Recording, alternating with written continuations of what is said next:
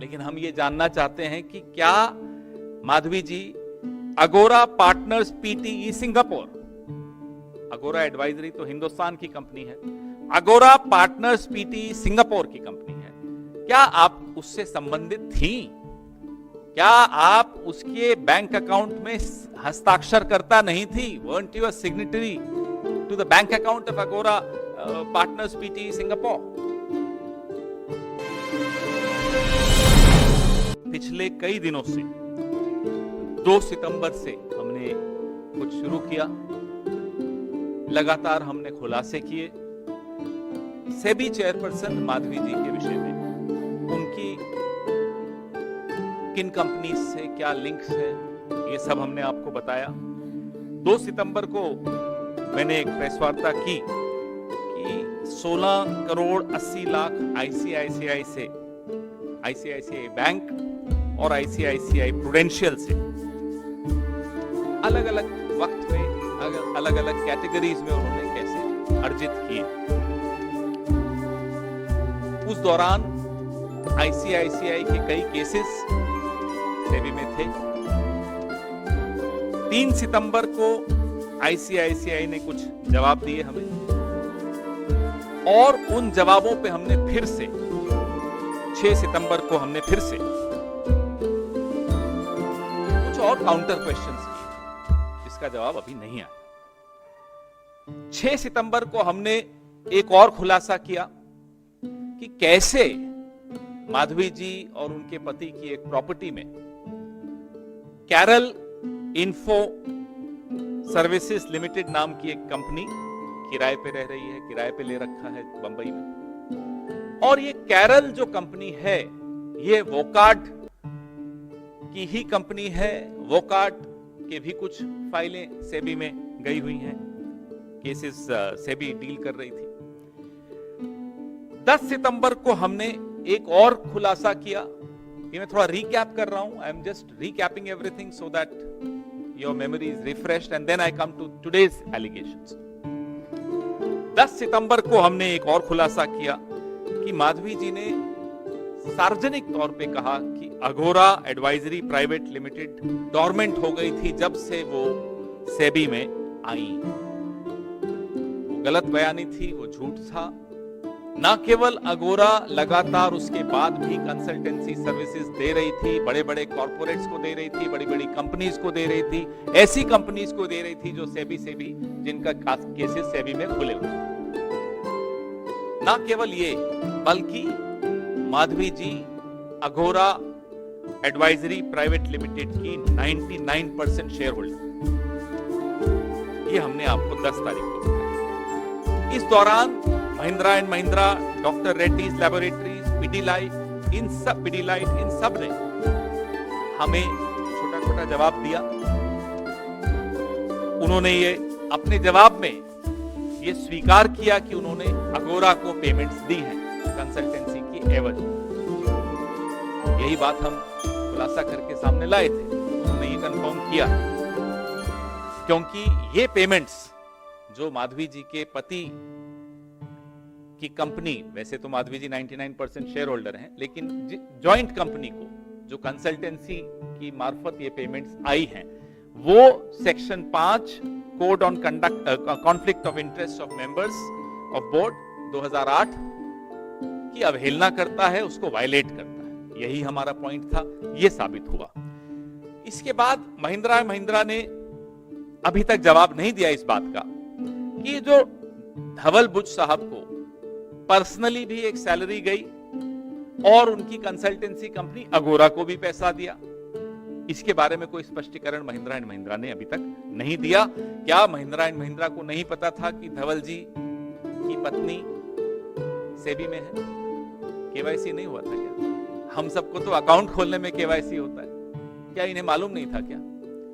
आप धवल बुच साहब को पर्सनली भी पैसा दे रहे हो, उनकी कंपनी को भी पैसा दे रहे हो। 4.78 करोड़ पर्सनली दिया, 4 करोड़ 78 लाख और 2 करोड़ 59 लाख अगोरा एडवाइजरी को दिया, तथाकथित डोरमेंट कंपनी को दिया। So called dormant company got this money from companies which SEBI was adjudicating. This is our point. अब जवाब में आप, माधवी जी ने भी कोई जवाब दिए, मैं देख रहा था, जवाब में आप कहें कि साहब हमारी ये क्वालिफिकेशन है, आप बोले पवन जी आपने ये क्यों किया, सवाल आप मुझसे पूछे तो क्या मैं अपनी डिग्रियां गिनाऊंगा? आपको जवाब दूंगा कि मैंने ये गलत किया, सही किया, जो भी किया। आप डिग्रीज का, हम आपकी बहुत कदर करते हैं। I am sure you are good at what you do, हमें आपसे कोई आपत्ति नहीं है, ना आपसे कोई पर्सनल कोई दुश्मनी है, लेकिन the question is to SEBI, the question is to the chairperson SEBI, the office of chairperson SEBI. Any conflict of interest in SEBI, in that institution of SEBI, has a direct bearing on the crores and crores of people who invest in stock market. हमारे सवाल सेबी की chairperson की कुर्सी से हैं, इस संस्था से हैं, क्योंकि कोई भी हितों का टकराव जब होता है तो उसका खामियाजा, उसकी कीमत करोड़ों उन लोगों को, मिडिल क्लास के उन लोगों को चुकानी पड़ती है जो शेयर मार्केट में निवेश करते हैं। अब मैं अपनी आज की खुलासे पे आता हूं। मेरे साथियों को कहूंगा कि अब स्लाइड को आगे बढ़ाएं।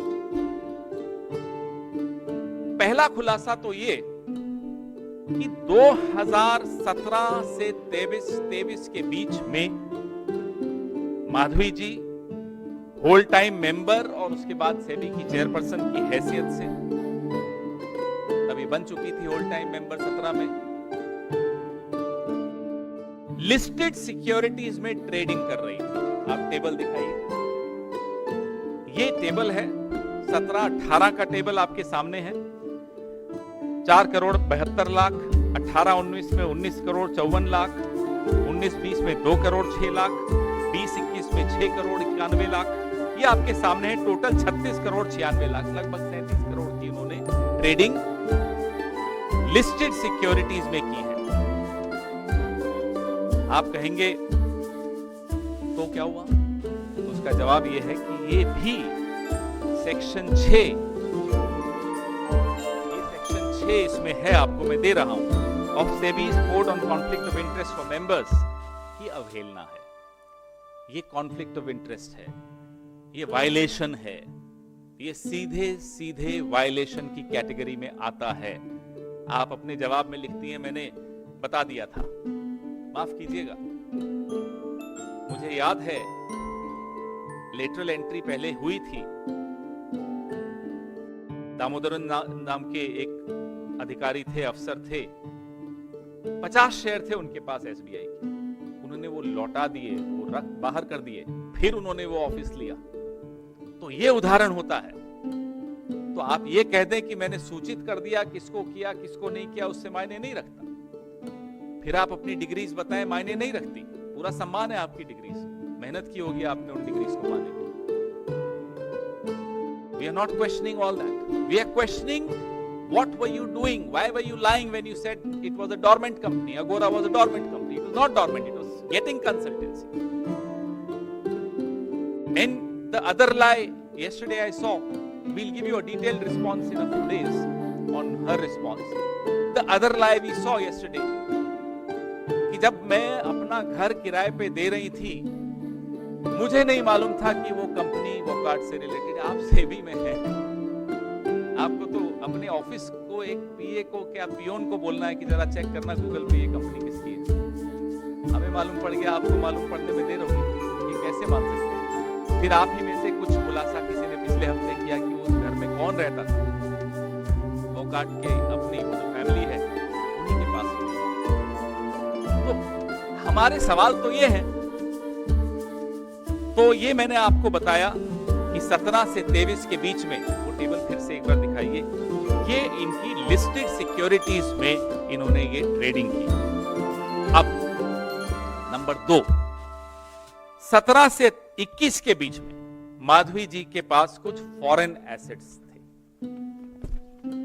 हम पूछना चाहते हैं कि पहली बार आपने इन फॉरेन एसेट्स के बारे में सरकार की किस एजेंसी के सामने ये सूचना दी थी। When was the first time she declared these foreign assets to which agency of the government? ये हमारा बड़ा स्पष्ट सवाल है और फिर से कह रहा हूं, आपकी डिग्रीज को हम रिस्पेक्ट करते हैं, तो डिग्रीज के अलावा का जवाब दीजिएगा।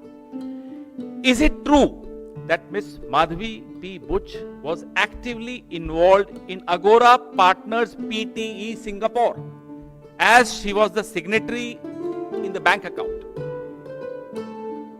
आपने कहा आपका कोई मतलब नहीं था, लेकिन हम ये जानना चाहते हैं कि क्या माधवी जी अगोरा पार्टनर्स पीटीई सिंगापुर, अगोरा एडवाइजरी तो हिंदुस्तान की कंपनी है, अगोरा पार्टनर्स पीटीई सिंगापुर की कंपनी है, क्या आप उससे संबंधित थी?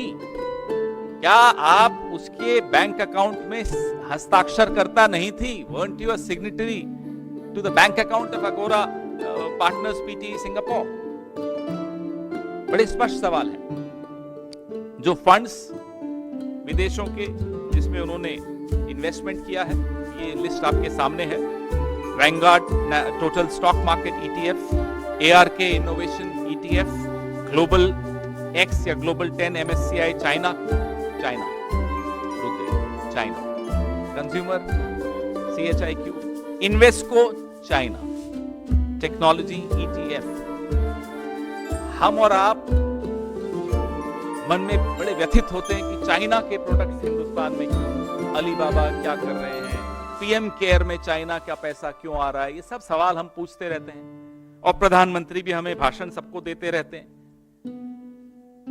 लेकिन ये बड़ा परेशान करने वाली बात है कि सेबी की चेयरपर्सन माधवी जी चाइनीज फंड्स में भी पैसा लगा रहे हैं। प्रधानमंत्री की क्लीन चिट देते हैं चाइना को, हमें मालूम है, लेकिन सेबी की चेयरपर्सन चाइनीज फंड्स में भी इन्वेस्ट कर रही हैं, ये भी जानकारी हमने आपके से साझा की। सवाल हमारे प्रधानमंत्री से है, Is the Prime Minister aware that the SEBI chairperson has been trading in listed securities while in possession of unpublished price sensitive information? आप जिस पद पर बैठी हैं, आपके पास ऐसी सूचनाएं हैं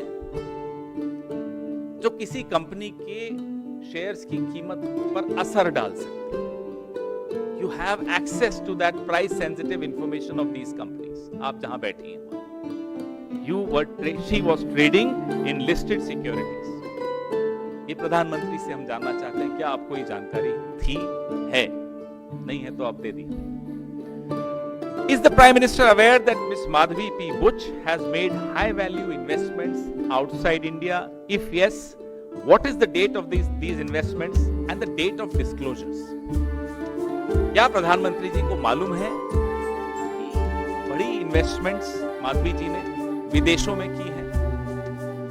हम ये जानना चाहते हैं किस दिनांक की ये इन्वेस्टमेंट्स हैं और इन इन्वेस्टमेंट्स का डिस्क्लोजर किस दिनांक को किया गया। Is the Prime Minister aware that the SEBI chairperson has been investing in Chinese funds at a time when India is facing a geopolitical tension with China?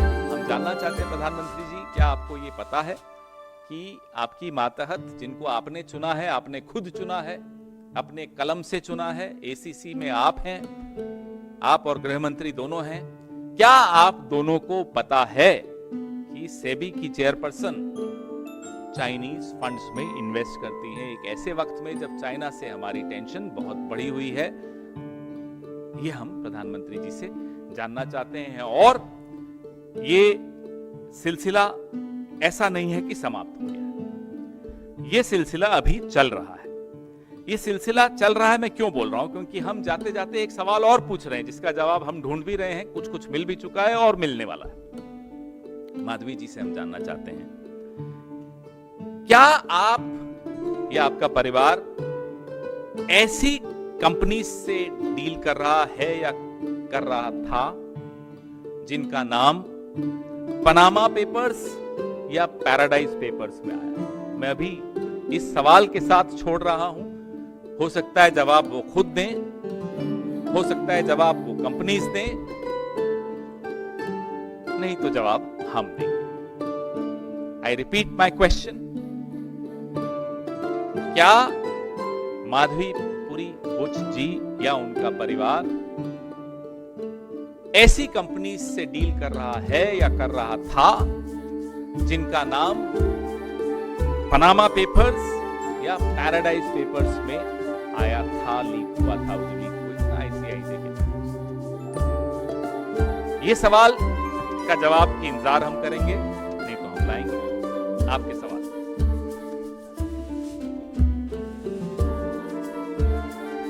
Hindi में, इंग्लिश में। हम माधवीपुरी बुच जी से और उनके परिवार से ये जानना चाहते हैं, क्योंकि सेबी की चेयरपर्सन है इसलिए ये सवाल प्रासंगिक है, कि क्या ऐसी किसी कंपनी से आपने या आपके परिवार ने कोई रिश्ता रखा था या रखा है जिन कंपनीज का नाम पनामा पेपर्स या पैराडाइज पेपर्स में आया था? उन्होंने कहा है कि जब से मैं सेबी से जुड़ा हूं तब से अंगोरा एडवाइजरी, अंगोरा क्या बोलते हैं समूह या महिंद्रा समूह, आईसीआईसी बैंक, इन तमाम कंपनियों से मैं कोई पेपर नहीं निपटाया। और उन्होंने कहा ये दुर्भाग्यपूर्ण है, आरोप दुर्भाग्यपूर्ण है। मैंने पढ़ा, ये अगोरा में उनकी शेयर होल्डिंग है। इसकी तारीख है 20 जून 2024। एक कागज दिया, लगातार मैंने आपको सूचनाएं दी, लगातार आपको बताया, 4-5 चीजें ही हैं, उनका जवाब अभी तक नहीं मिला है।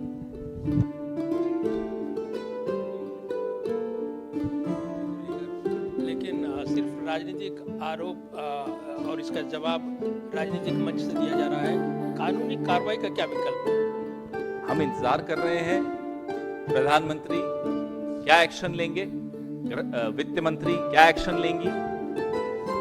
हम अपना काम कर रहे हैं और हमारे एक सांसद हैं, हमारी नहीं किसी और पार्टी की सांसद हैं, वो लोकपाल में गई हैं, तो ये सब तो आपके सामने हो ही रहा है। लेकिन हम अपना काम, जो कि ऐसी जानकारियां, ऐसे खुलासे हैं जो आपसे हम साझा कर रहे हैं, जिसका सीधा सीधा प्रभाव इस देश के करोड़ों ऐसे लोगों पर पड़ता है जो शेयर मार्केट में इन्वेस्ट करते हैं। पवन जी, आपके आरोपों के बाद बुच दंपत्ति ने कहा कि ये आरोप हमारी छवि खराब करने के लिए, और इस हालत में कानूनी कार्रवाई का भी संकेत दिया और कहा कि आईटी रिटर्न प्राप्त करना हमारे मौलिक अधिकार का उल्लंघन है और यह गैर कानूनी है।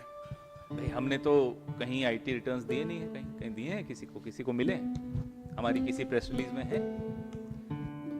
आप जो आपको कार्रवाई करनी कीजिए, हम अपनी जिम्मेदारी इस समाज के प्रति, जो हमारी जिम्मेदारी विपक्ष की हैसियत से है, ऐसी जानकारी जो या तो आपने छिपाई या नहीं बताई या असत्य जानकारी दी, उसको हम आपके सामने रख रहे हैं।